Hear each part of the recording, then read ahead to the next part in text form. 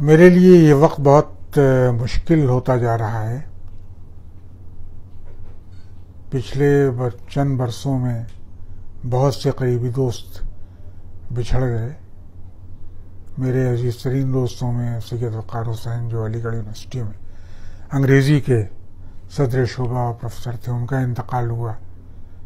اس کے چند روز بعد فہمیدہ ریاض کا انتقال، اور پھر ظاہر ہے کہ یہاں ابھی پچھلے دنوں انور سجاد کا انتقال، پھر گریش کرناٹ کا۔ یہ سب دوست تھے اور بہت ان سے بڑا پرانا تعلق تھا، تو طبیعت بڑی، کہنا چاہیے کہ ایک زندگی کے سلسلے میں بڑی بے اعتمادی سے پیدا ہوتی جا رہی ہے۔ اور اب یہ خیال ہوتا ہے کہ سب کے سب گویا کہ ٹرانزٹ لاؤنج میں بیٹھے ہوئے ہیں، جس وقت جس کی کال آئے گی اٹھ کھڑا ہوگا، اور بغیر کچھ پتہ نہیں اس کا کہ کب کون بلا لیا جائے۔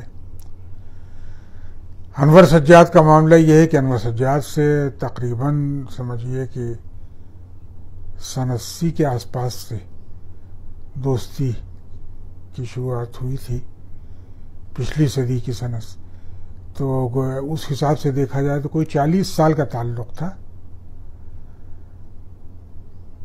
اور بحیثیت ایک ادیب ان کا، جو ان کی کتابوں سے تو واقفیت، ان کے افسانوں کے ابتدائی مجموعے چوراہا، استعارہ، یہ ظاہر ہے کہ جنہوں نے اردو افسانے کو ایک بالکل نیا راستہ دکھایا، بلکہ اسی بنیاد پر افتخار جالب نے ان کا وہ لکھا تھا، استعارے کا دیباچہ لکھا تھا، اور ہمارے یہاں شمس رحمان فاروقی نے لکھا کہ صاحب وہ نئے افسانے کے، جدید افسانے کے گویا کی معمار اعظم ہیں۔ تو جس طرح ہمارے یہاں شہرت ملی تھی بلراج مینرا کو، سندر پرکاش کو اس زمانے میں،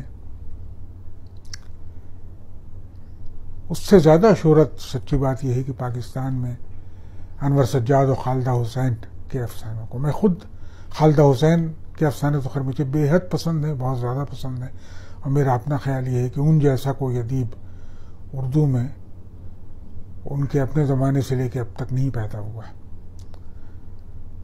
لیکن انور سجاد کا بہت مختلف تھے ان سے، خالدہ حسین سے۔ وہ پہلے خالدہ اصغر کے نام سے لکھتی تھیں وہ کہانیاں، اور میں اور بلراج مینرا میرے عزیز ترین دوستوں میں تھے، جن کے ساتھ سب سے زیادہ وقت میرا گزرتا تھا یہاں۔ پھر شعور انہوں نے نکالنا شروع کیا، تو پہلی بار انور سجاد یہاں آئے بھی سن 80 کے آس پاس آئے تھے وہ، اور بلراج مینرا ہی کی دعوت پر آئے تھے، انہوں نے بلایا تھا ان کو تو آئے تھے وہ، اور کچھ دن ان کا قیام بلراج مینرا کے ساتھ رہا، کچھ روز میرے ساتھ رہا۔ میں اس زمانے میں جامعہ کا جو علاقہ ہے وہاں گل مہر ایوینو، سیدین صاحب کے مکان، وہی کمپاؤنڈ میں، اسی میں رہتا تھا، بصیرہ میں میرا قیام تھا۔ تو ان سے ایک طرح کی دوستی اور تعلق جو پیدا ہوا ذاتی نوعیت کا، وہ ایک اپنی جگہ پر، لیکن یہ کہ ایک لکھنے والے کے طور پر وہ مجھے بہت غیر معمولی لگتے ہیں۔ اور میرا اپنا خیال یہ ہے کہ ان کے پورے دور میں ان سے زیادہ آرٹیکولیٹ، ان سے زیادہ سوچنے والے، ایک دانشورانہ ذہن رکھنے والے، ایک ایسا شخص جو محض ایک پوز نہیں ہوتا ہے، یہ مدرسانہ ذہن نہیں، مدرسانہ ذہن تو بڑا ٹھس ہوتا ہے۔ یونیورسٹیوں میں، کالجوں میں آپ کو زیادہ تر لوگ ایسے ہی ملتے ہیں، لیکن یہ کہ انور سجاد کا ذہن جو تھا وہ تو بالکل کہنا چاہیے کہ بہت اس میں اجتہاد کی اور ایک اختراع کی ایک بڑی طاقت تھی ان میں، اور بڑی صلاحیت تھی، اس طرح کا وہ ذہن رکھتے تھے۔ اور ظاہر ہے کہ اسی لیے ان کی کہانیاں شروع میں، گرچہ انہوں نے روایتی بیانیہ انداز کی بھی کہانیاں لکھی ہیں، اور جو شخص نے گائے ہے، چوراہا ہے، دوسری کومپل ہے، ان کہانیوں کو پڑھنے کے بعد آپ یہ نہیں کر سکتے کہ مطلب کہہ سکتے کہ مطلب وہ شخص کو صرف تجریدی ہی لکھنے کی صلاحیت تھی اس میں، اور یہ تھا تو وہ ہر طرح کی کہانی لکھ سکتے تھے۔ پاکستان کا پہلا ٹیلی ویژن پلے انہوں نے لکھا، یعنی سمجھیے پاکستان میں ان کا ٹیلی ویژن ہمارے ٹیلی ویژن کے مقابلے میں بہت ترقی یافتہ رہا، شروع میں بہت پہلے شروع ہو گئی تھی وہ روایت، اور بہت اچھے ٹیلی ویژن کے آرٹسٹ جو یہاں سے چلے گئے تھے پاکستان. آل انڈیا ریڈیو کے لوگوں میں جو رفیع پیر اور ملک حسیب احمد اور انصار ناصری یہ سب لوگ پاکستان چلے گئے، تو وہاں ایک روایت بن گئی تھی. اور میرا خیال ہے کہ اردو کے ادیبوں میں پاکستان میں بھی سب سے زیادہ جس شخص کی گرفت ہوئی اس پوری روایت پر، جو بڑی ایک کمپریہنسو ہماگیر روایت تھی، وہ انور سجاد تھے. انور سجاد کو دلچسپی خالص ادب سے نہیں تھی. اول تو خالص ادب کوئی چیز میری سمجھ میں آتی نہیں، اور ظاہر کی زندگی سے آپ الگ کر کے تو کسی چیز کو دیکھتے نہیں ہیں. ہر جگہ انسان ہے تو انسان کی زندگی کی جتنی، اس کے تجربوں کی جتنی جہتیں ہوتی ہیں ان سب پر نظر ہونی چاہیے. یہ صلاحیت انور سجاد میں تھی. ان کو فنون لطیفہ سے بہت دلچسپی تھی، وہ بہت اچھے آرٹسٹ تھے. ایک زمانے میں انہوں نے وہاں ایک کتھک کے استاد، جیسے ہمارے یہاں برجو مہاراج ہیں، اس لیے وہاں ایک مہاراج تھے جن کے سکھائے ہوئے لوگوں میں کتھک ڈانس جن لوگوں نے سیکھا ان سے ناہید صدیقی بہت مشہور ہوئی تھی پاکستان میں. تو کتھک غالباً کوئی ان کو ڈرامے میں رول کرنا تھا واحد علی شاہ کا، اس کے لیے انور سجاد نے ان سے باقاعدہ کتھک سیکھا تاکہ وہ خود عملی طور پر ظاہر ہے کہ واحد علی شاہ کی ذات میں بھی ایک بڑی ہماجہت شخصیت تھی جامع الکمال قسم کی. تو انور سجاد نے اس کے لیے کتھک سیکھا باقاعدہ. بلکہ جب وہ ہندوستان آئے پہلی بار تو سن 80 کے آس پاس، اب مجھے بالکل صحیح یاد نہیں، 81 کا زمانہ تھا غالباً یا 80 میں. تو بہرحال جب وہ آئے یہاں تو انتظار صاحب نے ایک کالم لکھا اور یہ لکھا کہ صاحب آج کل پاکستان سے ایک ثقافتی وفد ہندوستان گیا ہوا ہے، جس میں ایک اداکار، ایک رقاص اور ایک ادیب اور فلاں اور فلاں اور یہ ٹیلی ویژن آرٹسٹ. تو یہ گویا کہ انور سجاد کی شخصیت میں جتنی جہتیں ملتی ہیں ادب سے شغف رکھنے والے کم لوگوں میں آپ کو دکھائی دیں گی. مصوری سے، موسیقی سے، ڈرامے سے، تھیٹر سے، ٹیلی ویژن سے، ریڈیو سے، یہ کہنا چاہیے کہ بہت ایک جہات ان کی بہت ہیں مختلف. تو یہاں آئے تھے اور ظاہر کو اس زمانے میں اچھا وہ بڑے کمیٹیڈ آدمی تھے، اپنے معاشرے سے ان کو بہت ہمیشہ تعلق رہا. ایکٹیوسٹ تھے اپنے ملک میں بھی، انہوں نے وہاں کی سیاست میں بہت سرگرم حصہ لیا. پیپلز پارٹی جب قائم ہوئی اس وقت سے گویا کہ ان کا تعلق اس سے ہو گیا تھا. بھٹو صاحب سے بھی ان کی کچھ ملنا جلنا رہا. جیل بھی گئے وہ، اور میرے خیال میں بہت تھوڑی مدت کے لیے گئے، لیکن بتایا کرتے تھے کہ کوئی 1.5-2 سال کے قریب مجموعی طور پر انہوں نے جیل میں گزارے. جیل ہی میں ایک بار اپنے دوران قیام میں انہوں نے بلو نوٹ بک کا، لینن کی کتاب، اس کا وہ ڈائری کا ترجمہ کیا تھا، نیلی نوٹ بک، جو شعور میں بلراج مہندہ نے شائع کیا. تو ظاہر ہے کہ اس طرح آپ دیکھیں.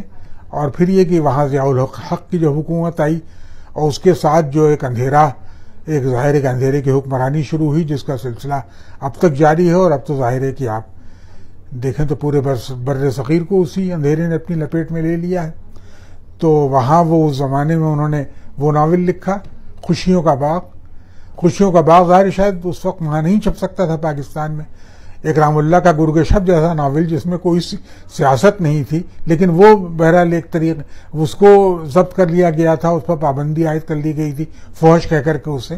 تو انور سجاد کا یہ خوشیوں کا باغ جو ہے وہ تو باقاعدہ طور پر ایک سیاسی ناول ہے. اس کا مسودہ انہوں نے یہاں بھیج دیا تھا تو بلراج مہندہ نے اس کو شعور کے ایک شمارے کے طور پر شعور کی طرف سے گویا کہ شائع کیا. اور میری دوستی چونکہ رام چندرن سے بہت ہے تو رام چندرن سے میں نے درخواست کی کہ اس کا ٹائٹل بنا دیں، اس کے السٹریشنز. تو انہوں نے بہت ہی، اور کیا مارکے کا ٹائٹل انہوں نے بنایا. مجھے افسوس ہے کہ وہ بلراج مہندہ نے کہیں کھو دیا یا ہوگا، واللہ عالم کیا ہوا. وہ جو اصل جو پہلا ایڈیشن چھپا تھا خوشیوں کے باغ کا، اس میں شائع وہ ٹائٹل شائع ہوا تھا. تو یہ ناول جس میں بھٹو کی شہادت کا اور یہ سب ذکر ہے، پورا جو وہاں کی صورتحال میں جو ایک عجیب و غریب تبدیلی پیدا ہوئی تھی، اور جو ظلمت کے اور اندھیرے کے گویا کہ 9 سال جو ضیاء صاحب کی حکمرانی کے اقتدار کے رہے ہیں، جس میں ایک بڑی ایک رجت پسندی اور واپس جائیے اپنے ماضی کی طرف، وہ سلسلہ جو انسانوں کے پیچھے لگ جائے کسی بھی قوم کو تباہ کرنے کے لیے کافی ہوتا ہے. تو انور سجاد کی ان تمام باتوں پر نظر ہوتی تھی، اور وہ ایک کہنا چاہیے کہ ادب سے بھی وہ وہی کام لے رہے تھے جو انسان گویا کہ مختلف اپنا ایک صحافی اخباروں میں اور پمفلٹ بازی جس طرح ہوتی ہے، جس کی مثالیں ہمیں مثال طور پر سارتر کی زندگی میں ملتی ہیں. اس نے تو کہا بھی تھا، طلبہ کے جلوس میں بھی شریک ہوا وہ، اور اس نے کہا کہ ادیب کو کبھی کبھی پمفلٹ باز بھی ہونا چاہیے. تو انور سجاد اس طرح کے لکھنے والے تھے، بہت مشکل. یہاں ان کی وہ کہانیاں جو تشخیص کے نام سے بیماریوں پر ہے، کارڈیک دمہ ہے، مرگی ہے اور گینگرین ہے، 5 کہانیاں چھپی تھیں، وہ بھی شبخونی اسی میں چھپی تھیں، شعور میں، بلکہ اس کے ساتھ میرے وضاحتی نوٹس کے ساتھ چھپی تھیں وہ کہانیاں. تو میں نے اسی زمانے میں پھر وہ ان کی کتاب پڑھی، سوزان سونٹیگ کی، جو میری بہت پسندیدہ لکھنے والی تھی، شکاگو یونیورسٹی پڑھاتی تھی، اور ان کا بہت کم عمر میں انتقال ہوا، سوزان سونٹاگ کا. ان کی کتاب ہے النس ایز میٹافر. تو بیماری بطور استعارہ کے کیسے دیکھی جاتی ہے، تو ہماری اجتماعی زندگی میں، ہماری انفرادی زندگی میں کوئی بھی علالت جو ہوتی ہے وہ استعارہ کیسے بن جاتی ہے اپنے آپ میں. انور سجاد نے اس کو بڑی خوبصورتی سے کہیں کہیں اس کو وہ کیا ہے. ظاہر ہے کہ ان میں ایک طرح کی تجریدیت، ایبسٹریکشن کا پیدا ہو جانا فطری تھا. تو ایک جو علامتی اور تجریدی کہانی ہے، اس سے جو ان کا شغف وہ ظاہر ہوتا ہے اس سے. لیکن یہ کہ انہوں نے کام بہت کیا، اور میرے خیال میں بہت اپنے زمانے کے نئے پرانے لکھنے والوں کو بہت متاثر کیا. اب بڑے صافگو آدمی تھے انور کی، بہت دوستی انتظار صاحب سے تھی، لیکن جھگڑا بھی اتنی ہوتا تھا. انتظار حسین کی زبان پر انہوں نے بڑے اعتراضات کیے، اور یہ لکھا کہ بھئی اس زبان کو پڑھ کے مجھے گھن آتی ہے، اس لیے کہ آج کے زمانے سے اس زبان کا کیا رشتہ ہو سکتا ہے. لیکن یہ کہ انور سجاد اور فرق ایک اچھے صحت مند ادبی معاشرے میں یہی ہوتا ہے کہ لوگ اختلاف کرتے ہیں لیکن ایک دوسرے کے دشمن نہیں بنتے. تو یہ خوبی انور سجاد کی بھی تھی. اگلی بار آئے، سال بھر 1.5 سال کے بعد پھر آئے دلی وہ، تو اپنی بیوی رتی کے ساتھ آئے تھے، اور وہ آئی تھی، ان کا قیام بھی ہمارے ساتھ رہا، اور ہم لوگوں نے بطور انسان کو جس طریقے سے قریب سے دیکھا. پھر ہم پاکستان جب گئے سن 86 میں، تو چند روز بچوں نے وہاں بھی قیام کیا، انتظار صاحب کے ہاں، کشور ناہید کے ہاں اور انور سجاد کے ہاں ملا جلا ہمارا قیام رہا وہاں جتنے دن ہم ٹھہرے پاکستان میں. تو بچے وہاں انور سجاد کے، گھر کے بچوں سے دوستی ہو گئی تھی ان کی، تو وہاں رہے. تو انور سجاد ایک عجیب و غریب بڑے پرکشش انسان تھے. ابھی کچھ دنوں اب تو کچھ دن بھی نہیں، بلکہ مجھے یاد ہے کہ اسی زمانے میں موجودہ وزیر اعظم پاکستان کے عمران خان بھی یہاں آئے ہوئے تھے، اور IIC میں قیام تھا. تو سارک ادیبوں کی کانفرنس یہاں ہوئی IIC میں، اجیت کور نے کروائی تھی. اس میں انور سجاد بھی آئے تھے، منو بھائی آئے تھے، مستنزل حسین تارڑ آئے تھے، یہ لوگ سب آئے تھے. تو انور سجاد آئے یہاں، اور ظاہر کہ بہت سا وقت ہم لوگوں کے ساتھ گزرا ان کا. وہ ان کا آخری سفر تھا یہاں کا. اس کے بعد ان کی زندگی میں بھی کچھ ایک ڈرامائی ایک موڑ پیدا ہوا، اور ظاہر ہے کہ وہ خود اپنے گویا کے دشمن بن گئے انور سجاد. اور آخری دور جو ان کی زندگی گزرا، جو ظاہر ہے کہ ایک بہت ہی خوشحال گھرانے میں ان کا تعلق، ایک روایتی گھرانہ لاہور کا. ان کے والد کی بڑی جمی جماعی پریکٹس، بہت ہی صوفی مزاج رکھنے والے، صوفیانہ مزاج رکھنے والے ڈاکٹر تھے، اور بڑی شہرت تھی لاہور میں ان کے خاندان کی. چونا منڈی میں ان کا مطب تھا. بہت دنوں تک یہ بھی کرتے رہے انور سجاد بھی. پھر بیچ میں کچھ ان کے دل میں سمائی کہ وہ کچھ دنوں کے لیے سعودی عرب بھی چلے گئے تھے. مجھ سے کہنے لگے کہ میں کیا بتاؤں، اس زمانے میں میرے اخراجات بڑھ رہے تھے، پریکٹس ایک سیچوریشن پوائنٹ پر پہنچ چکی تھی، تو میں نے اسی لیے چلا گیا، میں وہاں کے کچھ پیسے کما کے لے آؤں گا. خیر، تو یہ سب تو ان کا اٹھ جانا، ایک بڑی رنگارنگ بہت ہی انوکھی شخصیت، اور اتنی ایسی ہمہ جہت شخصیت اب اردو میں پیدا ہونے والی دوسری نہیں ہے کوئی.